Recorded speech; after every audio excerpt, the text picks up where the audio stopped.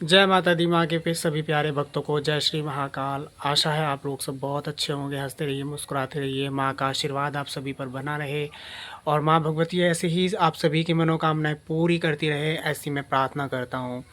तो आपका हमारे यूट्यूब चैनल सेवक माँ कालिका में बहुत बहुत स्वागत है। और आप लोग माँ की भक्ति में लगे रहें, माँ की झोलियों को भरती रहे, ऐसी मैं प्रार्थना करता हूँ।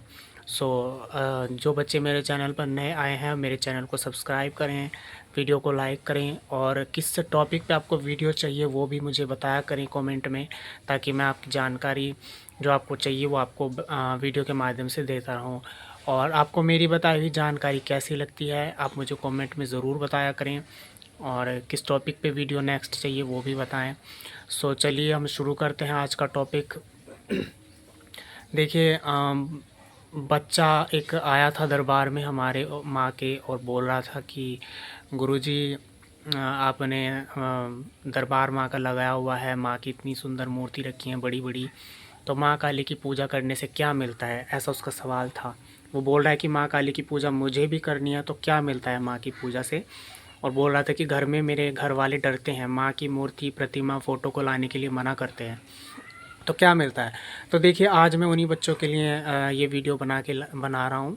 देखिए माँ काली की पूजा करना आसान है भी और नहीं भी, ठीक है।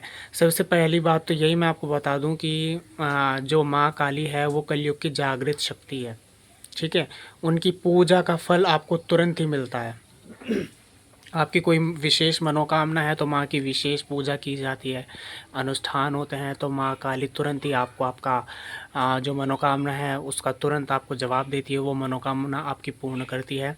क्योंकि माँ कोई ऐसे नहीं है कि सुनती नहीं है, माँ कलयुग की जागृत शक्ति है।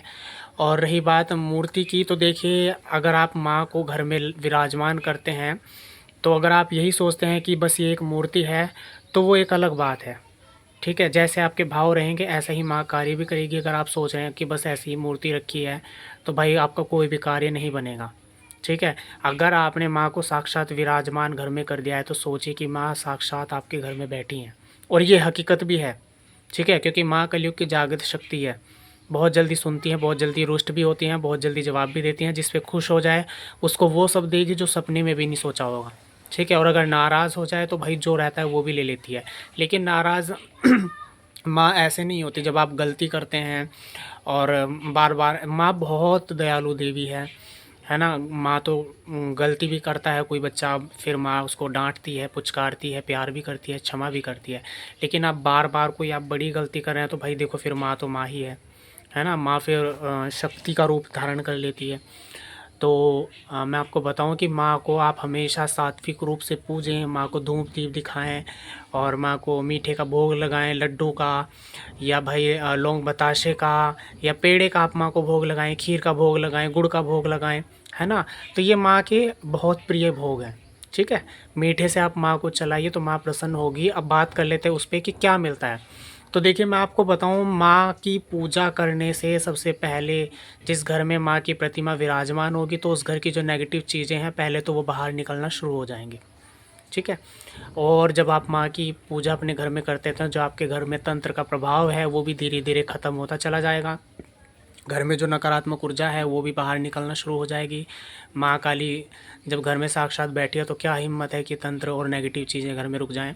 तो ये सारी चीज़ें माँ खुद इनको घर से बाहर भगा देती है। ये खुद भी माँ के डर से ही खुद ही भी भाग जाते हैं, ठीक है। और माँ की पूजा करने से भय का नाश होता है, ठीक है।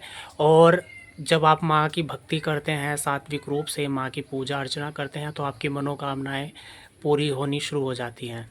आपकी जो इच्छाएं हैं, जो आपकी मनोकामनाएं हैं वो माँ भगवती स्वयं पूरा करने लगती है, क्योंकि उसको सब पता है कि आपको किस चीज़ की ज़रूरत है, ठीक। दूसरा, नेगेटिव चीज़ें घर से बाहर हो जाती है, तंत्र ख़त्म हो जाता है, भय का नाश होता है, आपकी मनोकामनाएं पूर्ण होनी शुरू हो जाती हैं, आपका मान सम्मान बढ़ने लगता है। क्योंकि देखिए माँ जो है, मैं आपको एक बात छोटी सी है लेकिन बहुत बड़ी है, माँ काली अपने भक्तों को स्वयं चुनती है, ठीक है। दुनिया में बहुत सारे भक्त हैं, ज़रूरी नहीं है कि सभी माँ काली के भक्त हैं। कोई किसी और देवी का है, कोई किसी और ईष्ट का देवता का है भक्त है। तो माँ काली के भक्त बनना इतना आसान भी नहीं है, ठीक है। बहुत डिफरेंट है और डिफ़िकल्ट भी है, लेकिन इतना भारी भी नहीं है, ये भी मैं आपको बता दूँ। ठीक है, क्योंकि माँ अपने भक्तों को स्वयं चुनती है, जिसको माँ चुनती है वो माँ उससे अपनी भक्ति ज़रूर लेके रहती है और कृपा दृष्टि भी अपनी बनाए रखती है। आपको किसी से डरने की ज़रूरत नहीं पड़ती है, माँ आपको स्वयं रक्षा करती है। ठीक, तो मेरी बताई हुई जानकारी आपको कैसी लगी मुझे कमेंट में ज़रूर बताएं। वीडियो को लाइक करें, चैनल को सब्सक्राइब करें, शेयर करें वीडियो को, ताकि ये जानकारी और लोगों के पास भी रहे। और कमेंट करके बताएं कि नेक्स्ट वीडियो आपको किस टॉपिक पे चाहिए। जय माता दी, जय श्री महाकाल, हर हर महादेव।